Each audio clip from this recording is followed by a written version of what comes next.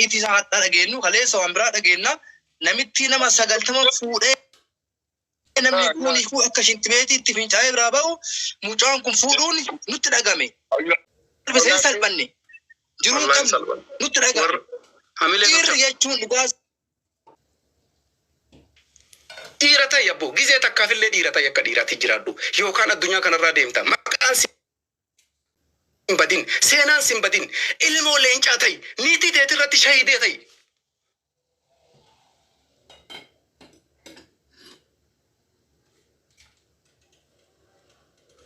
shahide yoo humnaa dadhabde du'i wareegame addunyaa kanarraa badi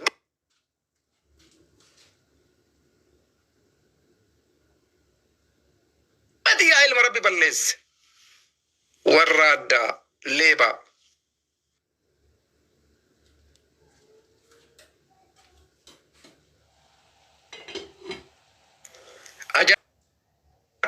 dhimma dhuunfaa keetii keessa galuun barbaadu garuu ka maqaan si badaa jiru si dhimma dhuunfaa keessanii miidiyaa irratti baastan wanti har'a sirratti dalagame bor nama biraa irratti dalagamu.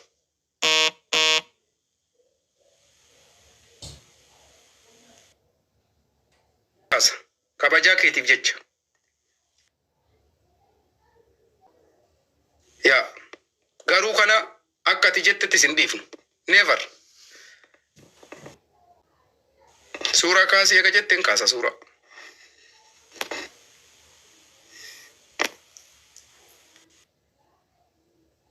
suuraa kaasee jira kabajaa sii qabuuf jecha suuraa kaaseen kottu ol seeni waan jette naan jedhi gabbay yoo wanti kun soba ta'e yoo dhugaa ta'e ammoo wallaahi walitti aarree addaan galla malee si jalaa nafu dogoggora waan ta'eef fuudha keessa hin dhoorguwan dubartii wal loltanii niitii teete duraanillee dhimma kee dhuunfaa keessa galuullee barbaadu kuni garuu dhimma dhuunfaa jedhamee laalamuun hin danda'amu wanti dhimma dhuunfaa bira dabree jira nama 8 fuudhee jechaa jira mucayyooti itti dabalamte wanti akkanaa sirraan eegamu maaliif waan kana akka goote ifa nuu godhuu qabda dhimma dhuunfaa yoo ta'e miidiyaa irratti ba'uun hin barbaachisu eega miidiyaa irratti ba'ee dhugaa jirtu nutti himtanii garaa dhooyitanii dubbii addaan galla ati ilma dhiiraa tokko hiree baay'ee of duraa qabda si galtee dhugaa barbaadda dhugaa sayyoo barbaadde abbaa sanii deemi dawwaliiti waan inni jedhu sarraa fudhadhuuti gadi yaada kee kennadhu uumaa rakkoon qabu ijoolleen koomantii ammoo waan hin dhagaisiin dhima gabaabsime yaada jumatti ani wanni irraa dubbachuu dhufe dhimma jaartii isaatii fi dhimmi jaartii isaatiif dhimmi isaa dhimma jaraati addas ba'uun hin jira walittis bu'uun hin jira ani wanni gaafachaa jiru takkatti mucayyoo amma inni itti dabalame nama afurtuu fuudhee jedhanii footoo isaa nama isii wajjin duraan turte mara maxxansaa jiran redii waan akkana maaliif dalageedhaan komiin kiyyaan karriitti irraa qabu isii sanii wajjin jiraate walii ta'uu dhabnaan deemuun hin jira atis booriyoo abbaa warraa keetii waliin ta'in addaan deemta isa kanaan komii redii irraan qabu ajabaa keessallee galuun barbaadu garuu amma akkasitti footoo isaa fuudhanii niitiin namaa fuudhedhanii miidiyaan kun hin mul'atu feesbuukiin hin mul'atu tiktokiin hin mul'atu kanattu na komachiisee kumadde malee handiin mareetii jaartii isaata duraanii keessallee hin galu gara fuulduraatti wanti kun ammoo maqa balleessiidhamu mucattiin tun dhugumaan nama kana maratti heerumtee baatemo dhugumaan jaartii nama kana maraatimo akkamitti rediin jaartii namni fuudhuu danda'e maali rakkinni kana mara fide si galte moo qabdii wayii mubaarak musammaa kaasaa kafalee mallaqa itti kenne mallaqa kanaa mucattiin tun itti heerumuu dandeessa obboleettii mubaarak kaasaa jedhamu dhagaye ani wanni hangaafachuu deemu kana mucattii namni 4-5 fuudhe maaliif itti dabalamte boleessa kiyya komiin guddaan ani qabu kana malee dhimma fir'oolii fi dhimma redii wanni nam tokko keessa galuu danda'u takka illee hin jiru nuti gooddanyaadha waan badduu rediidhaan hin jaaladhu akka ilma dhiiraa tokkotti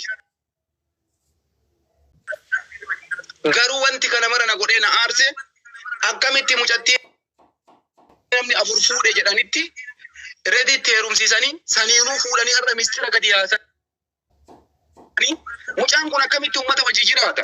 Miidiyaa mararratti maxxansanii kaan irra maxxansan maqaa balleessaa kana ga'u irratti oofuudhaaf fuudhanii gabbaasan. Kaniitii isaatiin wal dhabee rakkoo hin qabu. Kana maaliif barbaada? Jaalattee jibbite liqimsii fudhadhu namni 900 kun. Qullaatii miti, ta gosaatii miti, ta isaati haga lubbuun jirutti. Kanaaf obboleewwan kiyya jaartiin teessanii malee ta firaatti miti. Jaartiin ta abbaati. Yaggutoon hin barbaachisu. Warri dubartii keessa yaggutoo kennatan deeffadha. Deeffadha. Warri jaartii keessa yaggutoo kennatan deeffadha. Dhaanattu siniin jedhe. Yaggutoon hin barbaachisu jaartii no more yaggutoo jedha.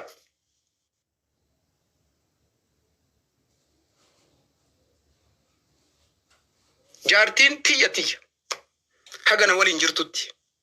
Dubartii namni dhibbitti fayyadame hin fuudhan. Hin fuudhu. Hin barbaadu. Ana qofatu itti fayyadama laa. Ana qofa warri jaartii teessan yaggutoo kennatan. Warri jaartii teessan yaggutoo kennatan. Warri jaartii teessan osoo namni itti fayyadamu argitee wajjin jiraattu ati dhiiraa miti. Anatu sitti himee bara. Man qabdu. Hin jirtu jaartiin firaa.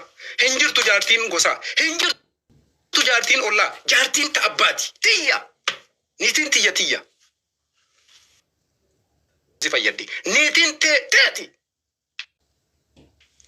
Dhiira ta'e abboo. Gizee takkaafillee dhiira ta'e akka dhiiraatti jiraadhu. Yookaan addunyaa kanarraa deemta. Maqaan si hin badin. Seenaan si hin badin. Ilmoo leencaa ta'e. Niitii teetirratti shahidee ta'e. Shahide yoo humnaa dadhabde du'i. Wareegame addunyaa kanarraa baddi. Yaggutoon kennadhu jaartii tiyyaan. Yoo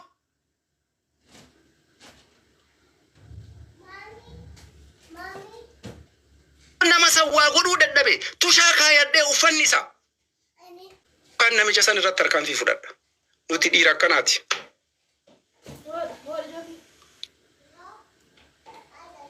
Dhiira jaartii isaa yaggutoo kennattuu miti. Dhiira jaartii isaa ollaa kennituu miti. Dhiira jaartii isaa ollaa itti fayyadachiiftuu miti. Baradhu warri hin beekne gadheen. Baradhu si barsiifna. Siyaasa qofa sitti himnu. Polotikaa qofa sitti himnu. Ifima. Jaartiin tee gabbaatee halkan takka nama takka jala deemte taanaanii wajjin hin jiraatin. Bakka nu teennu nu kaastan. Nu kaastanii bar. Waan nu quban qabne nu kotaa kottanii nu boccanii on nu kooftanii on nu taalchiftanii. Nu kaastan. Maqaa nama balleessuun beekamaadha isin biratti. Waan gaarii waan hagana ga'u baay'ee nama gaddisiisa.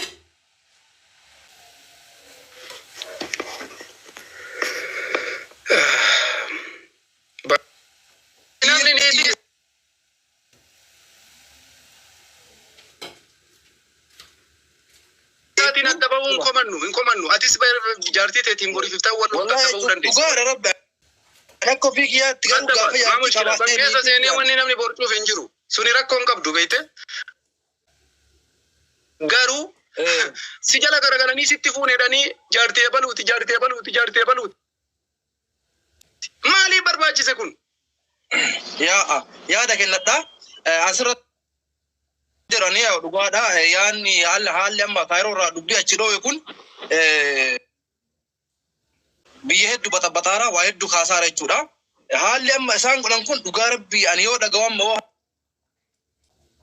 achiitii isaa hadhaa dhageenyu kaleessa waan biraa dhageenna namitti nama 90 fuudhee